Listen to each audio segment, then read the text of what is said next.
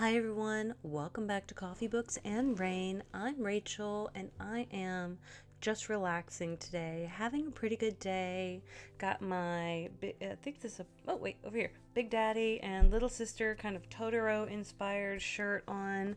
I honestly got this t-shirt on ThreadUp, which again, not sponsored in any way, but I think I got it for like $10, so, or less. But anyway, I love it so much. It's nerdy and fun, and I love it. But we are not talking about my clothing today, are we? We could be, but we're not. Nor are we talking about the fact that I did my roots, and I guess the toner I used was a different toner than what I've used in the past. It's looking a little bit more soft peach rather than the kind of shade of grayish blonde that I prefer. So I'm gonna have to probably touch it up because I'm not the biggest. I think it matches my skin tone a little too much. I'm just kind of looking in my viewfinder. I think this is not my shade of tone of blonde, so I need to put a different toner on it. Anyway, we are diving into a book called Loose Lips by Kemper Donovan. Now, this is technically Ghostwriter Mystery number 2, and I do think you can read this book, or even if you audiobook it, whichever way you consume your books, I think you can read it or listen to it without having read or listened to the first one. It feels very standalone because it's kind of like, it gets wrapped up nicely. There are just a couple references to the first book, but I don't feel like it detracts from what's going on in this one. I probably give this book 4 stars, and I'll dive into that and the reasons why in a little bit. So let's just dive in real quick to the summary. And this says, Knives Out meets High Seas intrigue on a literary cruise to nowhere in this intelligent, wildly funny, locked room murder mystery for fans of Richard Osman, Anthony Horowitz, Nita Prose, and Agatha Christie. The USA Today bestselling host of All About Agatha podcast injects the spark and fizz of a golden age murder mystery into the present day as the ghostwriter's skills are put to the test on board a best-selling author's decidedly insalubrious cruise. Those who can do. Those who can do. Those who can't teach. So goes the adage. But sometimes even a first-rate ghostwriter and successful mystery author needs to make a buck. Even if that means setting foot on a cruise ship, something she'd vowed never to do. To top it off, the Get Lit cruise is being organized by Peyton Garrett, a very popular best-selling author and the ghostwriter's longtime frenemy from back in their MFA days.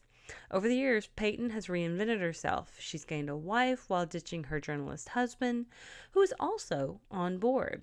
She acquired a rabid following who eagerly snapped up the invites sent to a select few of her newsletter subscribers.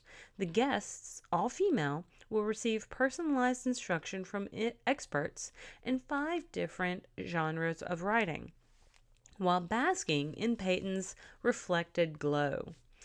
Between mentoring guests, flirting with Peyton's ex, and taking bets on how long before someone performs a reenactment of Titanic's unflying scene, answer, not long enough, there's plenty to keep a ghostwriter occupied.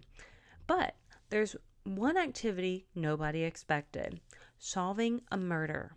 When an attendee is found dead under suspicious circumstances and several others suffer symptoms of poisoning, there are numerous motives and suspects to choose from. But could it be that the victim wasn't even the intended target?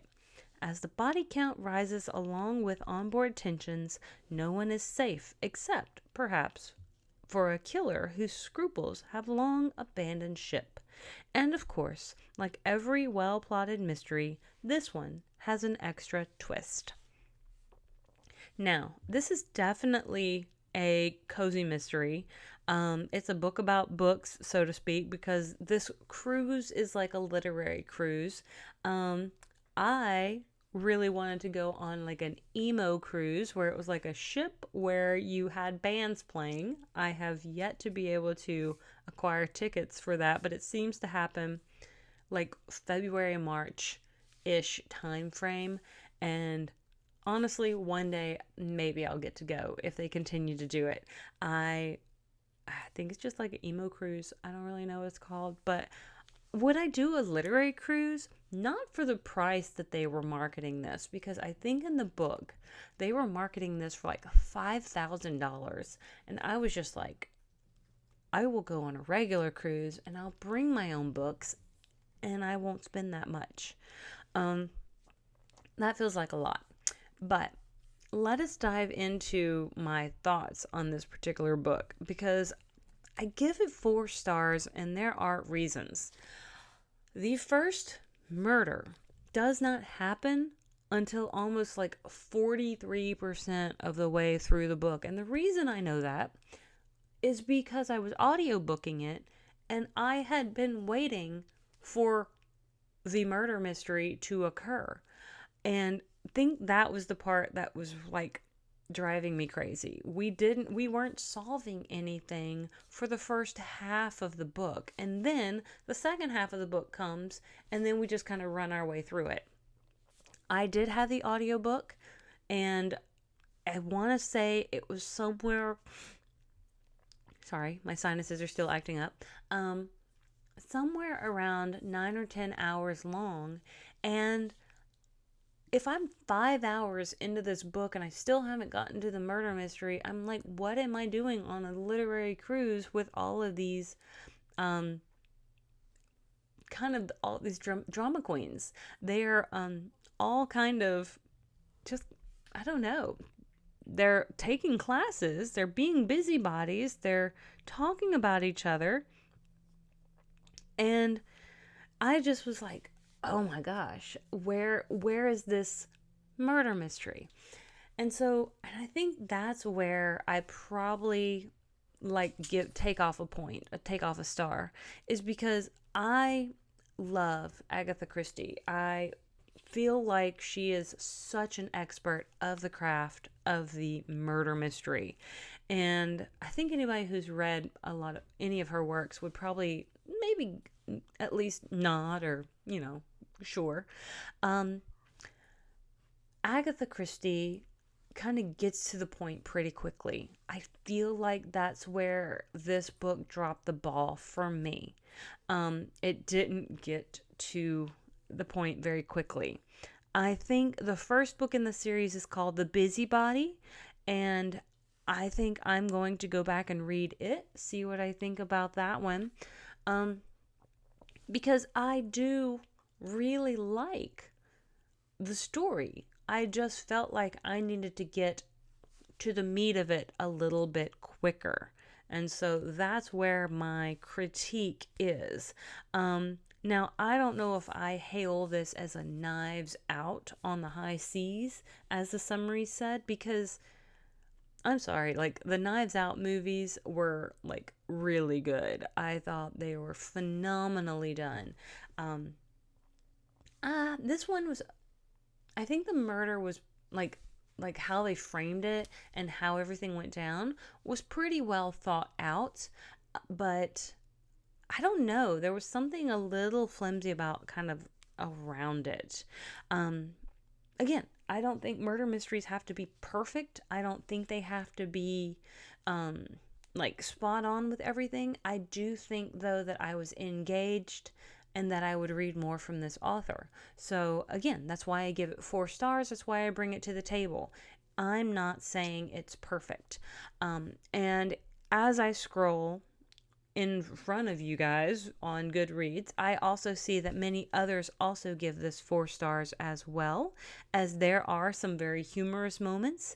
And I do have to argue with this one particular person that she says, I love how the author just jumps right into the story and doesn't have any of that slow burn style, because sure, we jumped into the cruise, but we did not jump into this murder mystery thing. We had so much slow burn to get to that point. Um, I didn't know what we were doing on the boat for the longest amount of time. It took 2 solid days ish for in book for things to start happening. Um, so again, I'm going to pick up The Busybody, which seems to be the first book of the series, even though I don't think it's relevant to this story. I would love to compare the kind of the murder mysteries that need to be solved with each other to see how I feel. The main character, she does go by like a pen name. It's like Belle. And I kind of forget what her last name is that she goes by, but she does go by Belle. Kind of seems like a nod to Beauty and the Beast Belle and the library and all this sort of stuff. And I can definitely see like where most of these readers are agreeing with me that this is pretty fun. That this one particular person actually says it's better than the first book. Now they say it's a locked room murder mystery aboard a cruise ship, which I agree with, but we never really know how many people are on the cruise. Like, I don't know the number of people on the cruise, and we have a cruise ship. So let's just say we have 200 people on this cruise, approximately. It's kind of hard to tell me it's a locked room murder mystery when we have that many people and the suspect pool is like 7 or 8. I think that's where we do need to suspend a little bit of knowledge or belief to kind of bring it back into a locked room murder mystery. So just kind of putting that in there. I do think there are there are some very quippy points. There are some pop culture references. And I think overall, if you are a reader of the genre of murder mysteries, you will understand some of the satire and wit that is also in this book as well. You do find them talking about books throughout the book, and maybe that's a little Inception-ish, but they do talk about how to write a murder mystery, and then they have a murder mystery. It's very interesting. I think the reveal was really well done. I think it's not, I don't want to say it's not too hard to guess, but I'm just going to leave it up to you. I don't know. I'm not going to spoil anything. I'm not going to be the ruiner of secrets, so to speak. But I think if you enjoy this genre, you will enjoy this book. Now, this book does look like it was first published January 21st of 2025. I got it on audiobook from NetGalley. So I'm going to probably release it, and I think I got it right around January 21st. Sorry, did a little whistle. My sinuses are still acting up, but I think I had until February 14th or somewhere around there to be able to get it read. I want to say that might be something like the archive date. So I wanted to take this first part of February. I had some free time, and I do love a good murder mystery. I am always looking for a really well-crafted murder mystery that's cozy. I don't always need the thriller. I don't always need the suspense. I don't always need the running and hiding in closets and all this sort of stuff to make a good murder, so to speak. So, well done. I enjoyed it. And again, I'm going to go find the first book by Kemper Donovan, who seems to be a full-time writer who's publishing an ongoing mystery series via Kensington Book. And that is what this particular is. It looks like he's also previously published a standalone novel called The Decent Proposal. So, putting that out there for you guys, because this was my first foray into his writings, and I think I will go pick up the first one and see what I think. But with all of that being said, thank you so much for joining me on this journey. I hope you'll like and subscribe and come back in the future as we review and talk about more books, and I will see you guys on the next page. I hope you have a great one. Bye.